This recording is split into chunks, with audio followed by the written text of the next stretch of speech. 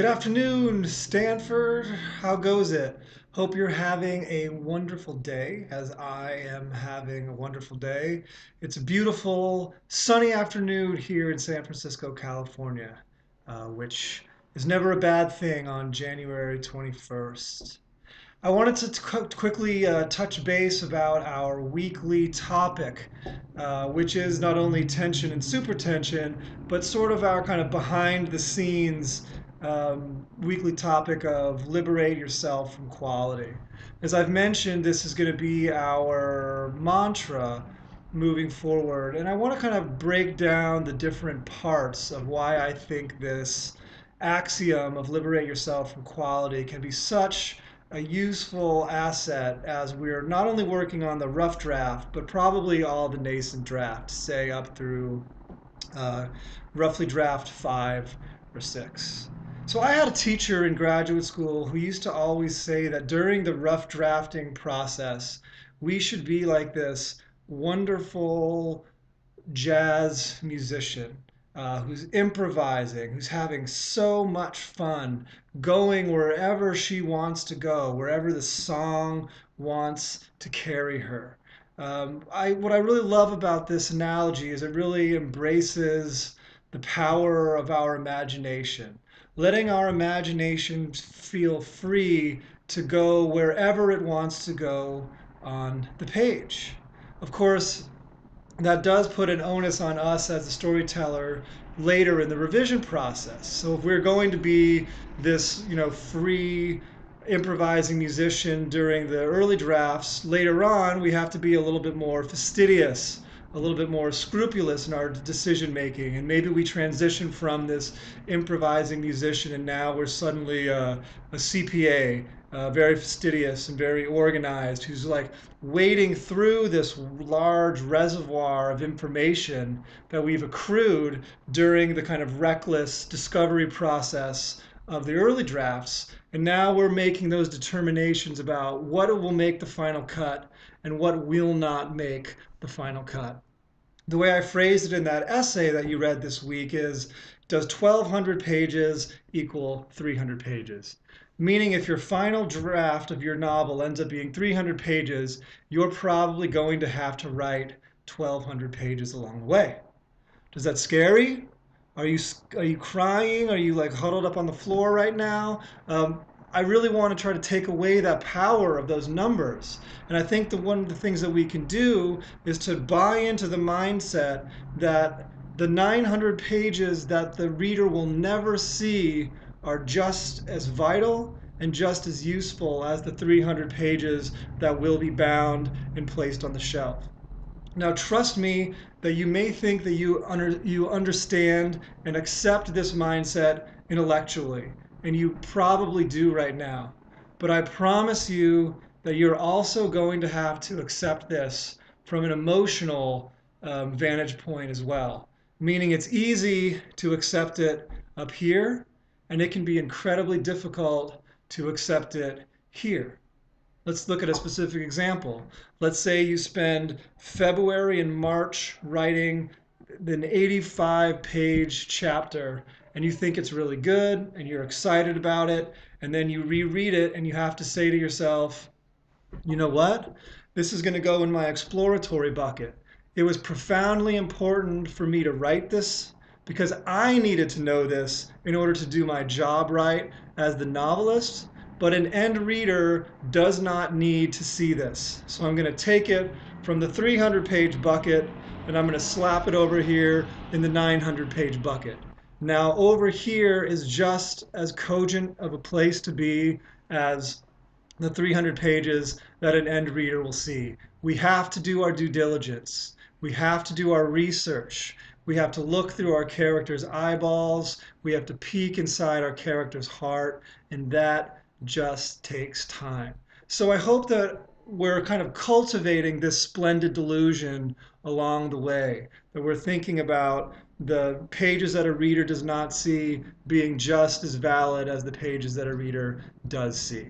That's crucial for the liberate yourself from quality model, as you give yourself this liberty to write brazenly, as you give yourself permission to write recklessly on the page.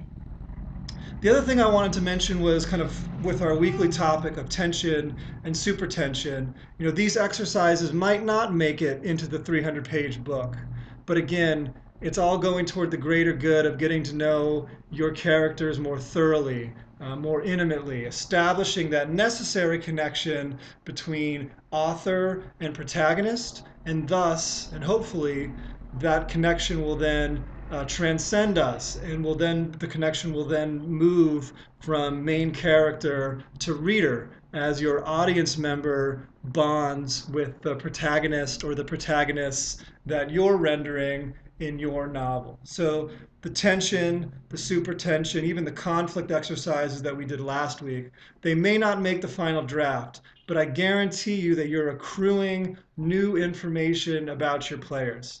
They might not make it directly into the final draft, but they will make it from an indirect standpoint, meaning you're learning so much more about how they would be responding to stimuli, various pressure points, etc. And the more you know about those things, the more that you can inform what will end up making the final cut or those final 300 pages. So, we're still getting our feet wet in week 2. You're still kind of getting to know the way I kind of want the class to be set up and the way I want the class to be supportive of one another. So we're entering into what I would call, the first quarter of our quarter, if that makes any sense. And what we're working on is getting to know what makes our characters psychologically unique. What makes them tick? What do they want? What are their passions? What are their biases? If there was one thing in the world that they don't think they could live without, super tension, what would happen if you took that away from them? And if you follow those leads, if you follow those clues that your characters are telling you about themselves via their actions, their reactions, and their interactions, you can then superimpose those lessons onto what might actually be bound and placed on the shelf, assuming that these discovery writings that we're doing right now don't make the final cut in your world. So we're increasing our familiarity with our characters, which is really, really important. But also, and maybe more importantly, from a week 2 perspective, we're giving ourselves the artistic permission to embrace the discovery process. We're such a finish line society. We have a hard time to give ourselves permission to stumble, to bumble around. The creative process isn't a sexy thing sometimes. It involves us doing klutzy gymnastics, if you will. It just takes a long time to get to know your characters with the requisite level of intimacy to correctly render them to the audience. And if we give ourselves permission to embrace how slow and excruciating at times it can be to accrue that information, maybe we take the pressure off of ourselves. Our shoulders, which have been up high, maybe suddenly they relax. We're able to throw on some music, we're able to brew some coffee, and we can take the power away. We can say to ourselves, I knew this was lurking around the corner, and I'm not afraid of this. My novel does not have to be perfect yet. This is not the final draft. This is the rough draft. This is the second draft. This is the third draft. And it's not supposed to be polished yet.